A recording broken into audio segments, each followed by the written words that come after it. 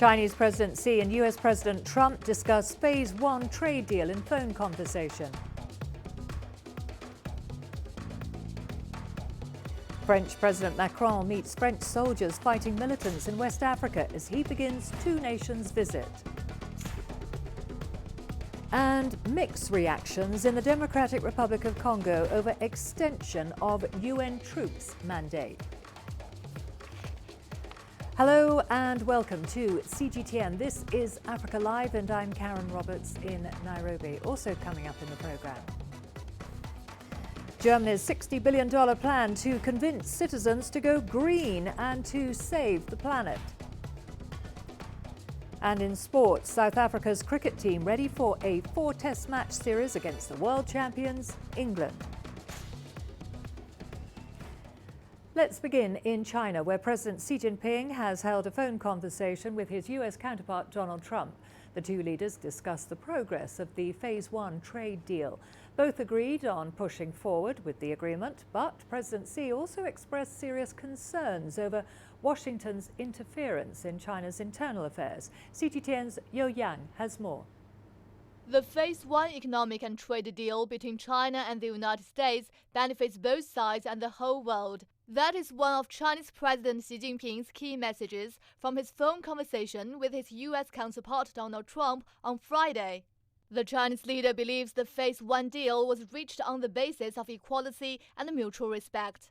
Noting that both sides' markets have responded positively to the deal, Trump said Washington is willing to keep a close communication with Beijing and strive to sign and implement the agreement at an early date. During their phone conversation, Xi also expressed serious concerns over the U.S. recent words and actions on issues related to China's Taiwan, Hong Kong, Xinjiang, and Tibet. The Chinese leader said the U.S. was interfering in China's internal affairs. For his part, Trump said he's looking forward to keep communication with the Chinese president and added that he's confident both countries can properly handle their differences. Yo Yang, CGTN. Well, the phone call comes after US envoy to the DPRK, Stephen Biegun, wrapped up his visit in Beijing. During the discussion, President Xi also spoke about the Korean Peninsula issue. CGTN's Liu Yang has the details. Analysts say Stephen Biegun's visit to Beijing was arranged at the last minute as the U.S. seeks new paths to DPRK talks. He arrived in Beijing on Thursday after his visit to Japan and ROK. The Chinese Foreign Ministry noted China and the U.S. agreed that it's in the common interest of all parties concerned to push for a political settlement on the Korean Peninsula. Now take a listen.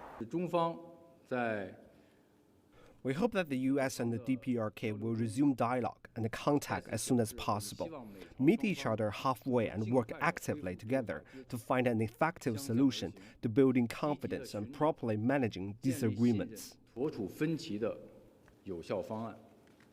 Geng added China and the United States exchanged views on advancing the denuclearization of the Korean Peninsula and building a peace mechanism. The two sides also agreed to maintain communication on the Korean Peninsula issue. We know earlier in the week, China and Russia jointly proposed a draft resolution on the political settlement of the Korean Peninsula issue at the UN Security Council. Two important points made in the proposal were that the U.S. and the DPRK continue dialogue and resume the six-party talks, and that some sanctions should be lifted in light of the DPRK's compliance with relevant resolutions. China and Russia hope the U.S. and the DPRK will act on agreements reached by the leaders of the two countries when they met in Singapore and break the current deadlock. The DPRK's recent resumption of strategic weapons tests has strained relations with the U.S. On December 13th, Pyongyang conducted another major test at the Sahel satellite launch site. State media reported the test will be used to develop another strategic weapon in response to the U.S. nuclear threat. Only 4 days later, analysis of satellite images suggested there had been recent activity at the Musandai launch site. The DPRK issue will also be brought up at the 8th China-Japan ROK leaders meeting next week in China. Indian Prime Minister Narendra Modi has called a meeting with his Council of Ministers to discuss security amid massive protests. At least 20 people have been killed in clashes between police and people demonstrating against a controversial new citizenship law. Critics say the law discriminates against Muslims. Protests took place in several areas of New Delhi on Friday, and police fired water cannon to disperse the crowd. 10 people were killed in the northern state of Uttar Pradesh. There were standoffs at police barricades in half a dozen towns in the state, and some residents said they were scared to leave their homes. To Cote d'Ivoire now, where visiting French President Emmanuel Macron has pledged to fight for lasting security in Africa. Macron also met soldiers from the front lines who have been battling militants in the Sahel region. Cote d'Ivoire is home to one of France's largest military bases in the region. Macron also paid a tribute to local United Nations and French soldiers who lost their lives in the fight against militants in the Sahel. He's set to visit Niger on Sunday. President Macron's latest tour comes amid a rise in attacks by militants allied to Al-Qaeda and ISIL, and he's promising to crush them. Barkhane is a vital mission for France. We will continue fighting against jihadist terrorists, and we will continue to do it with our African, European, and other international partners. Following an attack on a Nigerian military camp which left over 71 soldiers dead, the Sahel region has been experiencing rising cases of conflict in recent months. Alexandria Majala looks at the history of the troubled Sahel region. Burkina Faso, Chad, Mali, Mauritania, Niger, Guinea, and Nigeria. These are the countries that form the troubled part of the Sahel. Parts of Central African Republic, Sudan, Cameroon, Algeria, and Senegal also lie in this region. Historically, farming communities and herders had a symbiotic relationship. Farmers would allow pastoralists from different parts of the region to graze their livestock on their farms. They will gain through the fertilization of the soils from the animals. However, the situation has since changed. This relationship has soured and degenerated into vicious conflicts with a bloody effect. The 2019 World Economic Forum identified various factors contributing to Sahel's fluid situation. The report names climate change, a rise in population, and food insecurity. The region is currently experiencing rising temperatures, which climate scientists say might be 3 to 5 degrees warmer by 2050. These issues have given rise to conflicts between farmers and herders. Every year, death tolls rise just like the frequency of the conflicts. For locals caught up in this mutating crisis, death is never too far. Nigeria, Mali, Burkina Faso, and Guinea are the most affected by these communal wars. But events in the Middle East have lately complicated the already bad situation in the Sahel. The 2011 Arab Spring and the subsequent war against ISIL in Syria and Iraq both led to the Sahel being the ideal landing ground for jihadist groups. Al-Qaeda in the Maghreb was already active in Algeria and Tunisia before the fall of Gaddafi in Libya. It has long been suspected that these terrorist networks are exploiting and fueling the conflicts in Sahel. However, recent attacks on military bases in Mali, Burkina Faso, Mauritania have just confirmed it. Although ISIL previously claimed responsibility for previous attacks, the Wagton Niger military camp seems to announce grim times that lie ahead for the region. So far, France has been leading the war on militants in the region. However, the G5 Sahel joint force is plagued by challenges, including a lack of international support and funding. Alexandria Majala for CGTN.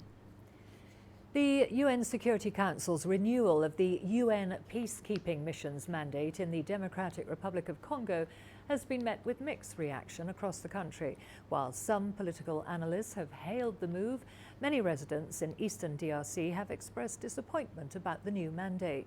CGTN's Chris Ochemringa has that report from Kinshasa. The mandate of the UN peacekeeping mission in the DRC, known by its French acronym MONUSCO, has been extended to December 20th next year. The UN Security Council unanimously voted to renew its mandate in New York. The resolution, drafted by France, will see the 16,000-strong force continue protecting civilians and supporting the stabilization of DRC's state institutions. This political analyst in Kinshasa welcomed the decision.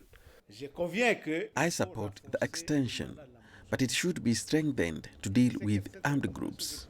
But some Congolese from the east of the country are disappointed about the development. The international community is spending money on initiatives that don't bring any yield. And the MONUSCO case is an example. We have had several UN missions all over the world, and if you were to go one by one, in many cases, it has been failure. Last month, residents in the eastern town of Beni staged anti-UN protests following an increase in the killing of civilians by rebels. They accused UN peacekeepers of failing to protect them. The UN is now carrying out joint military operations with the Congolese army to wipe out the armed groups. The mission has brought in Brazilian troops to train Congolese forces. As you know, Brazil and has a lot of equatorial forests also, so they are good with these techniques, and we believe that this is something that could help the FARDC in gaining new skills. The UN peacekeeping mission began in 1999 after a conflict known as the Second Congo War broke out in eastern DRC. Many Congolese in eastern DRC have been calling for the withdrawal of UN peacekeepers from their area. But the DRC president believes the Blue Helmets still have an important role to play in pacifying the eastern part of his country. The locals in the conflict-prone area only hope that the Security Council's recommendation for the creation of an exit strategy is enforced soon. Chris Sochamringa, CGTN, Kinshasa, Democratic Republic of Congo. UN Humanitarian Office, OCHA, has said the devastating drought in Lesotho has left more than 500,000 people facing severe food shortages and tens of thousands one step away from famine. The world body is now appealing for $34 million in funds to urgently support over 260,000 people up until April 2020. OCHA warned migration into cities is expected to increase as the drought worsens, and with forecasts indicating that Lesotho will receive below average rainfall during the current 2019-2020 season, communities now face 3 back-to-back failed harvests. A total 500,000 people, that's more than a quarter of the population in Lesotho, which is a small landlocked country in southern Africa, are facing severe food insecurity because of severe drought, which has gripped the country at the same time as people are approaching the peak of the lean season. Overall cereal production decreased by more than 60% compared to 2018. The government of Lesotho on the 30th of October declared a national disaster and issued a drought response and resilience plan. Our flash appeal will support that plan. One particular concern with those movements are that it makes particularly women and children, girls in particular, very vulnerable to sexual exploitation and abuse. We are going to a short break now. Don't go away. Lots more to come, including UN report raises red flag over crisis of fistula among Nigerian women. And communities along Kenya's standard gauge railways enjoying benefits of the infrastructure.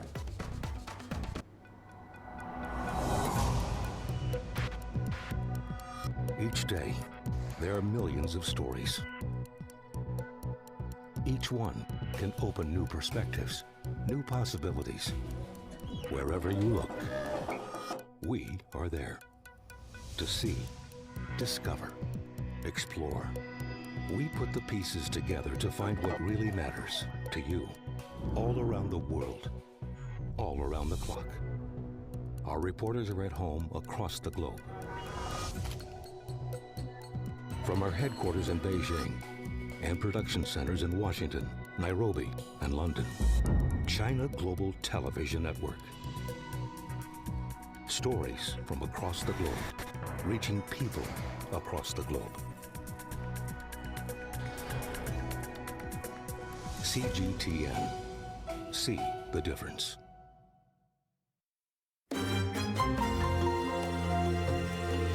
Africa Live. find your voice.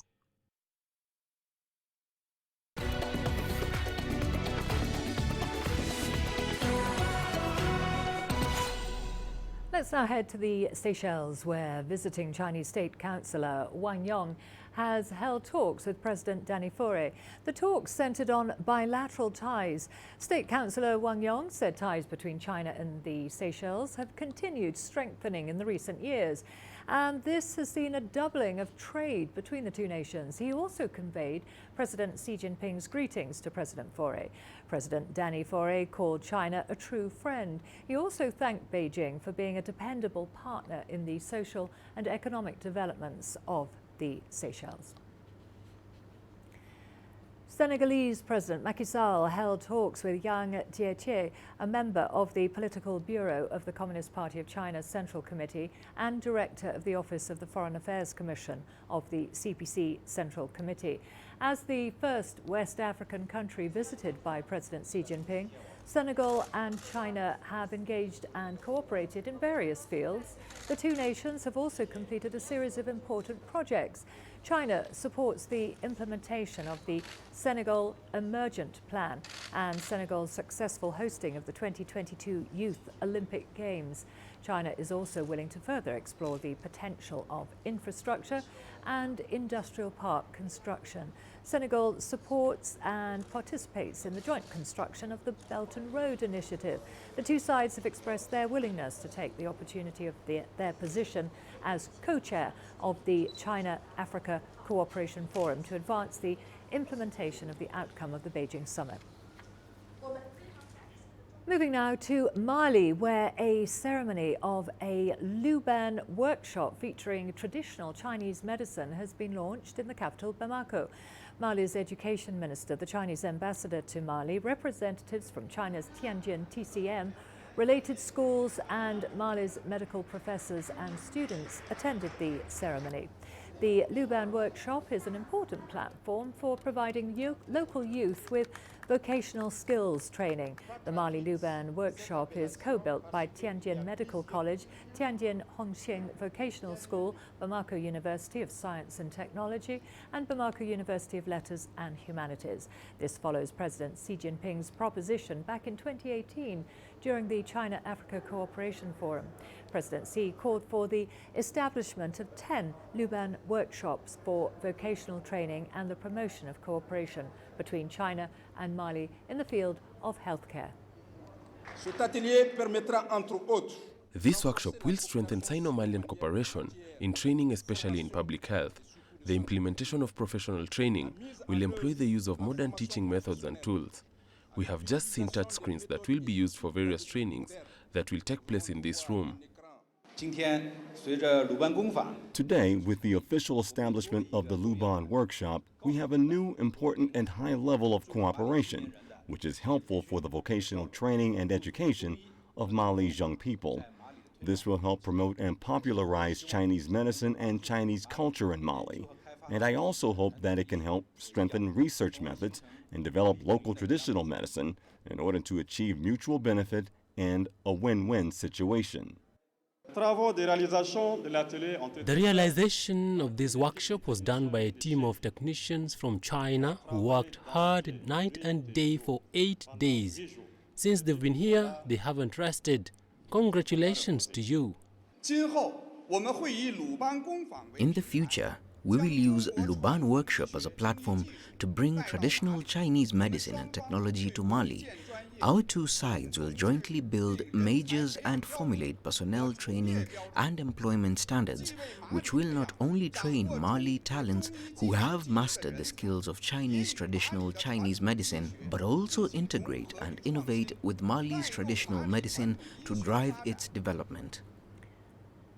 In Kenya, contractors working on Phase 2A of the standard gauge railway are improving the lives of those living along the railway line through community projects. The SGR Corporate Social Responsibility Report for the year 2018 to 2019 shows that China Communication Construction Company has built classrooms, provided healthcare services and established water projects as it continues to build the railway. Wilkista Nyabwa reports. A little bubbling jet of water quickly turns into a stream, gushing downhill toward the residential areas occupied by hundreds of households in Kajiado County on the outskirts of Nairobi. This is the Kimuka Oloshoibo water project.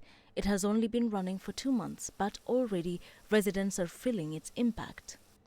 During the second phase of the standard gauge railway project, workers from the China Road and Bridge Corporation struck water while drilling the Ngong Tunnel. The water was coming from an underground aquifer. The China Communication Construction Company decided to channel the water to households in the area.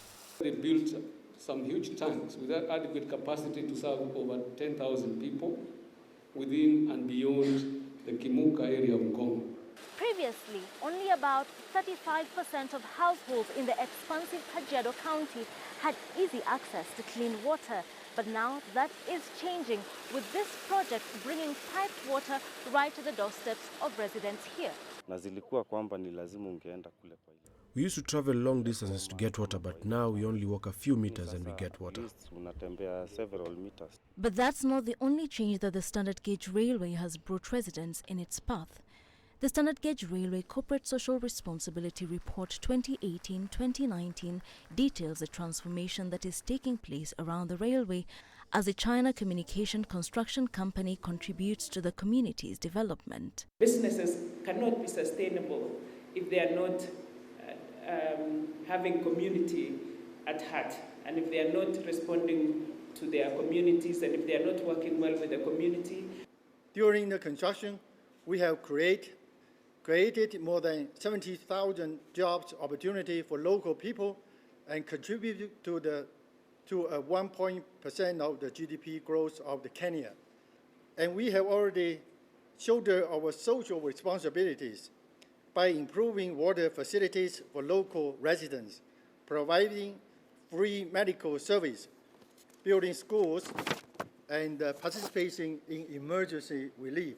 At Ereteti Primary School, located approximately 120 kilometers northwest of Nairobi, the construction company has erected new tuition and administration buildings, while Oloitip Primary School benefited from a medical camp organized by both Kenyan and Chinese doctors. Through partnerships that encourage skills exchange, the company continues to train young people and make a difference. Today, after I saw the video of the CSR, what you did behind the scene, I think SGR is big, but CSR is even bigger. These projects have helped to educate the locals on the benefits of the SGR while ensuring local ownership of the railway network. Wilkis Anyabwa, CGTN. Overseas Chinese in South Africa celebrated President Xi Jinping's statement of the principle of one country, two systems during the 20th anniversary of Macau's return to its motherland, China. President Xi highlighted Macau's continued economic development and social prosperity over the past 2 decades since its return to China. Well, this has been evident among the people who continue to enjoy stable growth there. Here are some views from Chinese people living in South Africa. As mentioned in President Xi's speech, Macau's economy has achieved leapfrog development in the past 20 years since it returned to the motherland, and its residents' lives have continued to improve. Macau's residents have been able to live and work in peace and happiness, and the foundations of their patriotism have continued to be strengthened. These are the gratifying changes that have taken place since Macau's return to the motherland under the basic principle of one country, two systems.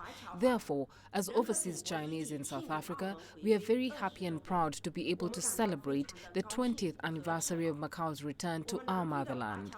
Our overseas Chinese in South Africa will continue to support the basic principle of one country, two systems, and we wish Macau continued prosperity and development under the leadership of our Communist Party and government, and wish Macau's compatriots a happier life. In his speech, our Chinese President Xi pointed out that since Macau's return to the motherland 20 years ago, it has seen the best development in history, social prosperity and stability, and a successful practice of the basic principle, one country, two systems, which are witnessed by the whole world. We as the overseas Chinese in South Africa should respond to and support the important speech of President Xi, always be firm in our confidence in the principle of one country, two systems, and never allow any external forces to interfere in the Hong Kong and Macau affairs. A recent report by the United Nations Population Fund shows a rising number of cases of vesico-vaginal fistula in Nigeria, also known as VVF. It's an abnormality that causes involuntary urination in women. The United Nations Population Fund put the figure at 800,000. It says about 20,000 cases are recorded annually in the country. CGTN's Kelechi Emekalam has that report. Chinyere awaits yet another surgical procedure at this free VVF center in northern Plateau State. It's her third surgery and attempt to correct a problem that's lasted over 2 years. A VVF issue that's caused her both physical and emotional trauma. It started after Chinyere visited a local herbal clinic to remove fibroids, a procedure that went wrong. It has caused her and several other women like her colossal losses. Make me feel very, very bad because I lose a lot of things. I lose my job. I'm not with my husband. It's only when my husband paid my dowry, we did a traditional wedding. When we want to do white wedding, all these problems starts. Because of we do not do white wedding, I don't even know where my husband. So after that, my parents, then they leave me. They don't care about me. Whether they eat too, I know they eat, but they know they ask about me. Now only me, they suffer. The UNFPA reports that there's a growing number of women with VVF. There are about 800,000 cases and nearly 20,000 females are affected yearly. And it cuts across young girls married off and getting pregnant at an early age to older women with unsuccessful surgical procedures. It can be as a result of surgeries. Surgeries ranging from a cesarean section that is actually done to remove the baby, or a myomectomy, or hysterectomy, or any type of surgery within the pelvic region of the woman. We also have socio-cultural factors. There are cultures that believe in female genital mutilation. Financial constraint has been a major issue why the figures are high. Those affected are predominantly poor. So centers like this are helping women with VVF get their lives back on track. It's free, it's funded. So for our center, the surgery is free, the feeding is free, the admission is free. So all they just need is to transport themselves. Many are pushing for more awareness campaigns targeted at dissuading women in communities from patronizing unskilled health workers. Also encouraging laws that would protect the sanctity of the girl child and several other efforts geared at reducing cases of VVF in Nigeria. Kelechi Emekalam, CGTN Plateau, Nigeria. All the business news coming up for you after the break, including Germany's $60 billion plan to convince citizens to go green and to save the planet. And we get a taste of Cape Town's first township roadside pizza cafe. Years of conflict and an Ebola outbreak left Africa's oldest independent republic devastated. Liberia is now trying to rebuild amid numerous challenges. From industry, health, and even culture. It's a story of resilience and hope. Join me, Susan Wongeli, as we take a look at how Liberians are charting a new path, only on CGTN.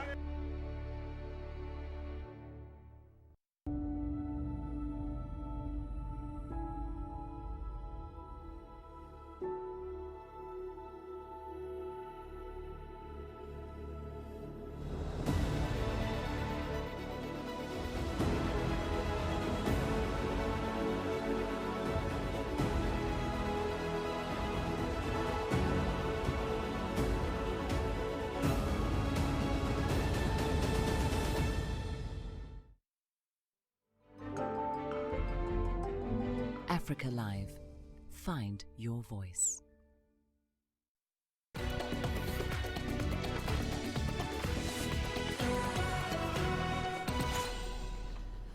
Now to Germany, and a package of measures to combat climate change has cleared the final hurdle in becoming law.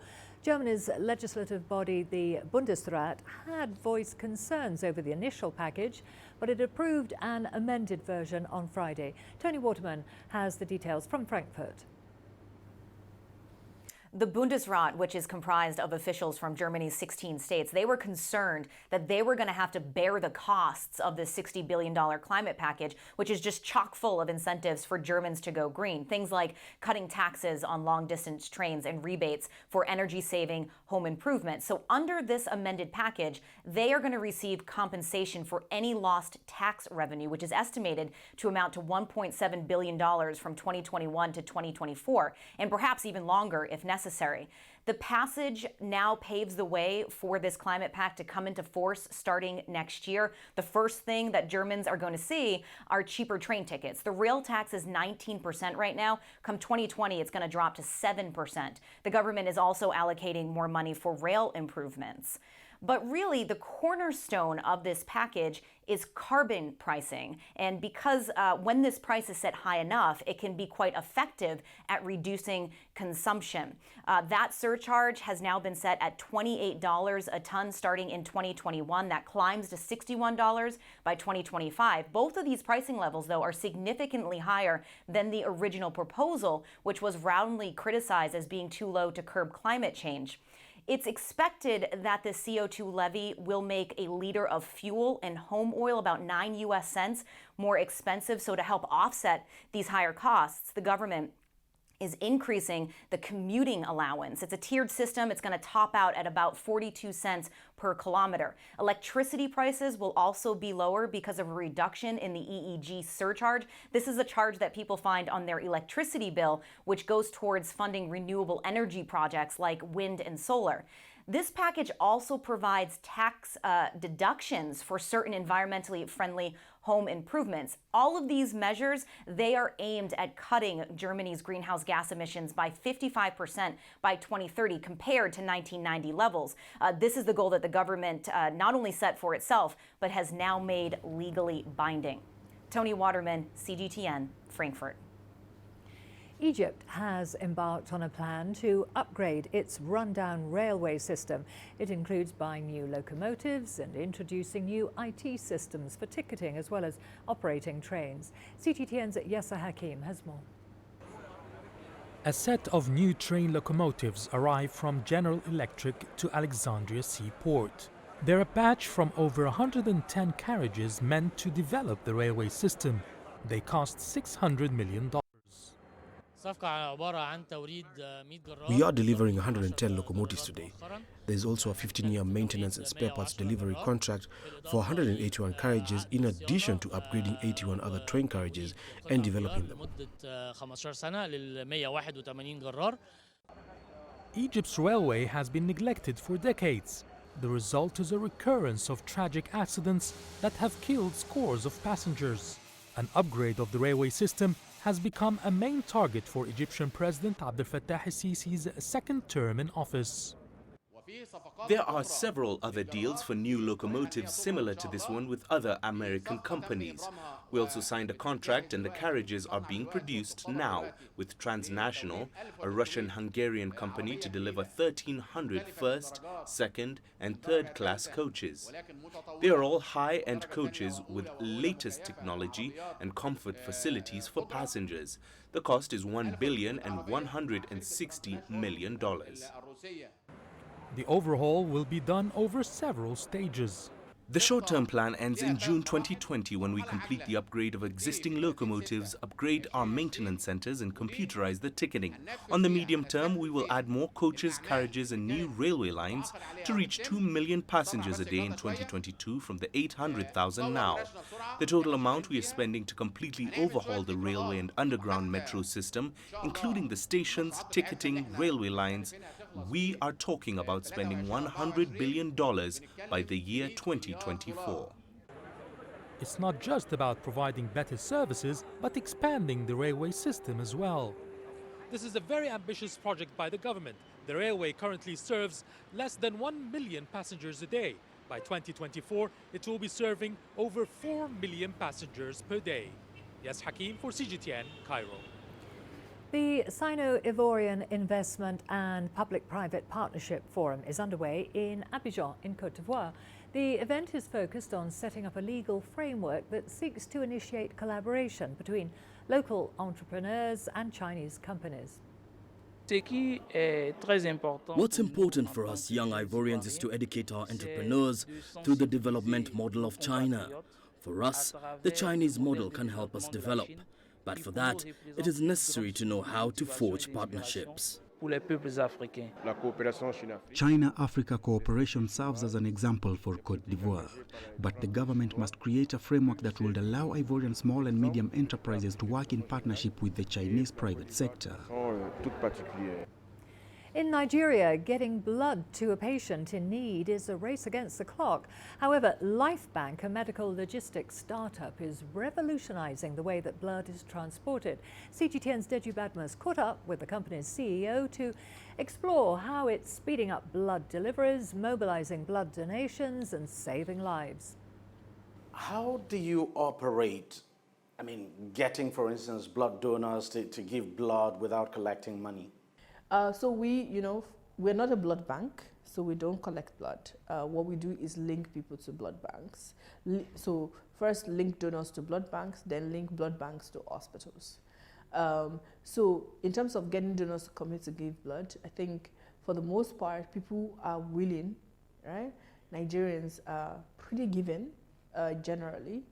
And what was missing was people to make it easy and fun. And that's what we've been able to do. We've been able to gamify it, make people really excited about what we're building. And that's been really, really great. We don't pay our donors. Our donors have to be voluntary, 100% voluntary.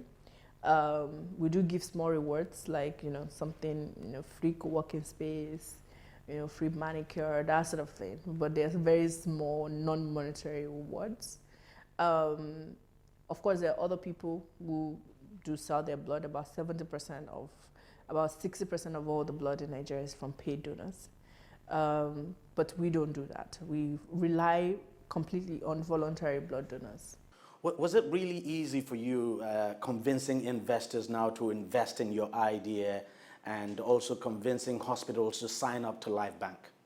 So connecting to investors was pretty easy. If you've built something of value that is already financially valuable, investors will invest. That's just the nature of investment. So that was pretty easy, for the most part. I think one of the things I did earlier on was focus on Nigerian investors instead of, say, foreign investors. And I think the reason why I chose Nigerian investors is because this is a problem they could understand. A lot of people outside Nigeria can't understand, or outside developing countries, can't understand how a system like this could be needed, yeah? But every Nigerian knows of a story of somebody looking for blood, somebody dying because of blood not being available. So I really focus on that. For me, I think that to convince hospitals was actually also pretty easy, mainly because they knew the problem already existed. They're the ones who get to write death certificates for these women. They know the cost of not having this system. So it was really easy to convince them. So in all of this, how do you make money? So we are a distribution company. Yeah, we're a logistics company. So we make money by doing logistics and distribution. And blood is not sold. Nobody sells blood. Not blood banks. Nobody sells blood. What is sold is the services to make blood safe. I want you to walk me through the processes now someone in need of blood can make use of Lifebank now to get their supplies. Okay, so someone needs blood, first, before she needs blood or he needs blood, we already have inventory information from blood banks. So every day blood banks tell us the stock they have, So this blood bank says I have 10 bags of O negative, and this one says I have 2 bags of AB positive. So we have all the information, the data. A recipe for success, and one that includes loads of melted cheese. Sweet and Lovely is the first roadside pizza parlour to open in Cape Town's largest informal township. The team there is using its skills in classical pizza making to shape the way residents view street food. With more on this, here's CGTN's Travis Andrews. Kailicha may be one of Cape Town's most marginalised townships, but this is a community that knows taste. Taste for the finest pizza in town. And they don't have to go far to get it, because Sweet and Lovely is their local go-to pizza spot, who've become known for dishing out some of the finest pizzas outside of established restaurants in the city. It's not uncommon to see people queuing for their orders. The business was started by two former pizza shop workers who wanted to branch out on their own. Before, it was difficult to get the people because the people didn't know it's a real pizza, this one. Because we started like, I don't know, what can I explain to you? Yeah, but it was difficult, but now it's better because I was selling maybe 5 pizzas per day, but now it's better. I'm selling a lot of pizzas because people, they know it's nice pizzas. 3 branches later, each selling over 300 pizzas, business is booming. But success hasn't stopped work on perfecting the best pizza that can appeal to the residents' tastes. This roadside pizza stall even does home deliveries, and the food arrives not only piping hot, but sweet and tasty. It's so nice because it's cooked and some spices are there, and then I like it. Yeah, the pizza is so nice, everything is there. So meaty, whatever is there. So that's why I like it. Very, very, very popular, and it's so affordable anyway. More than 8 people are employed at this pizza stall, and the prices are affordable as well, with the most expensive protein-laden pizza only costing $8. This is a community of meat lovers, so there's certainly one pizza that always seems to be popular on their list. The Cape Town pizza is got a lot of meat, got a beef, mushroom, green pepper, chicken. The people, they like it because it's too much meat, yeah. And then you get to just buy two slices, you get it full. That one is right for 8 people, for family otherwise. There are plans to increase these roadside pizza stalls beyond just the Western Cape, but Kailicha remains their main market, where loyal customers are all but happy to queue for the opportunity to tuck into their delicious, locally made pizza. Travis Andrews, CGTN, Cape Town. Tunisia is continuing its fight against climate change with a total ban on single-use plastic set to take effect next year. In 2017, Tunisia passed a law banning all non-biodegradable bags across its supermarkets. Fast forward to 2019, and that ban seems to have worked, as CGTN's Adnan Shuashi now reports. Experts at the General Directorate of the Environment and the Quality of Life assert that single-use plastic bags are the main source of pollution in the Mediterranean basin. The use of single-use plastic bags has witnessed a dizzying increase in recent years. It's a result of new modes of consumption in Tunisia and elsewhere. According to the Ministry of Environment, over 4.2 billion single-use plastic bags are distributed in the local market each year. Therefore, plastic pollution is a direct threat to biodiversity and food security. There are 2 major effects. These bags do not degrade naturally. They need up to 400 years to degrade a unique plastic bag.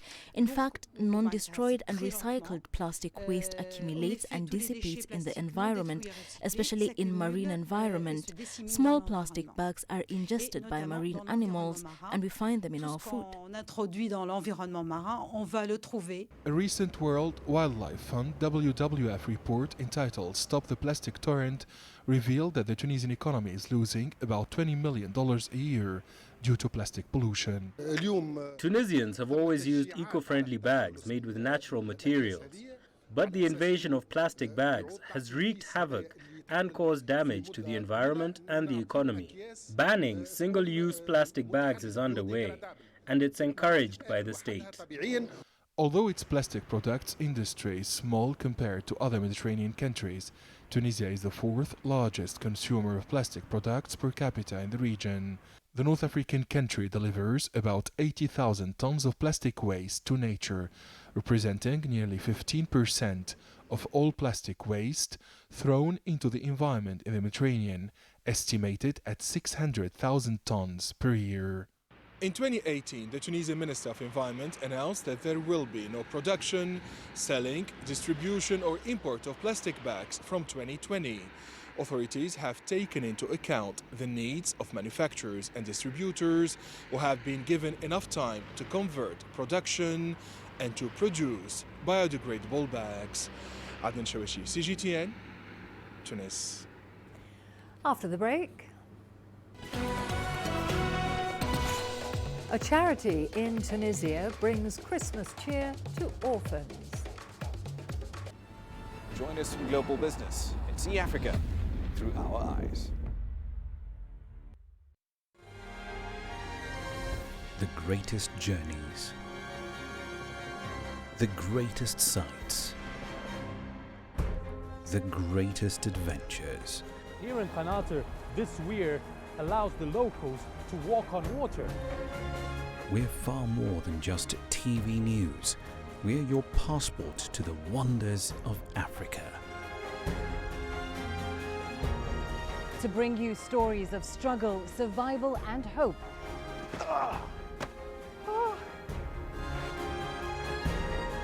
So let's explore.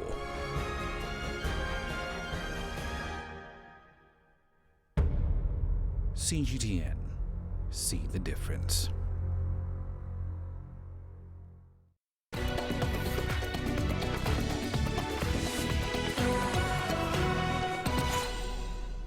A musical about the long-running humanitarian crisis in Nigeria's northeast tells the story of courage, resilience and the efforts of the affected people to rebuild their lives. When Oluchi Odi gets into character as Bintu, a young girl displaced by violence in northeast Nigeria, the emotions are sometimes too much to bear. At some point, I literally broke down because I've somehow seen stuff like that happen to a few people that I know, and it was traumatizing. So I had to put myself in that condition, in that situation, and relay it so that people can watch and actually feel the emotions that these people or these little girls go through. The musical, which premiered in Nigeria's commercial capital Lagos, centers around Bintu, whose dreams of going to university are shattered when insurgents attack her hometown and abduct her father. It features an all-Nigerian cast of 20. I'm so glad that they're bringing the reality of what is happening in our nation down to come here so that we can actually see to so many people who don't know what's going on in Nigeria.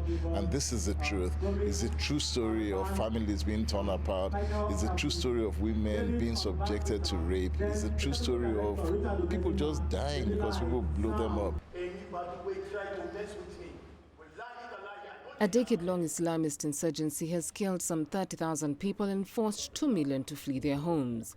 The aim of the musical, which is backed by the World Food Programme, was to raise awareness among Nigerians about the scale of the crises, but to also carry a message of hope and show that humanitarian assistance and developing resilience can help conflict-affected families to rebuild their lives.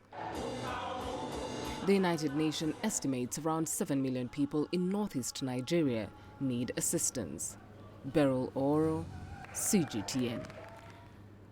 Christmas is around the corner and households around the world are getting ready for the festive season. In Tunisia, a special event is making sure orphans are not left out of the festivities and enjoy the holiday. Christmas. It's a time for presents, cheer and family. But for orphans in Tunisia, the holiday can bring about sad memories. While a Christmas market in Tunis is looking to make sure they have a day to remember. So the idea came to us to make the children happy and also for us to be happy with them. We have a craft exhibition, as you can see. Books and chocolates in a festive atmosphere. We have decorated a Christmas tree, which is actually an olive tree. We also started a donation call. It's a special donation because it was in form of gifts. Parents and their kids also came and put their gifts under the tree. Visitors are encouraged to donate wrapped gifts to the children. The event is organized by the Maghrebian women's magazine, B Tunisia Association, and SOS Children's Villages. We are very happy to organize this event with our partner Women's Maghrebian. We did everything for the cause of the village and its children who really need help and support. We wanted to give them a little dream too. We are then going to help with all the money we've raised. The funds will help the 1,000 orphans under the care of the SOS Children's Villages. Astatal, CGTN. We are going to a short break now. We've got all the sport coming up, including South Africa's cricket team gets ready for a 4-test match series versus the world champions, England.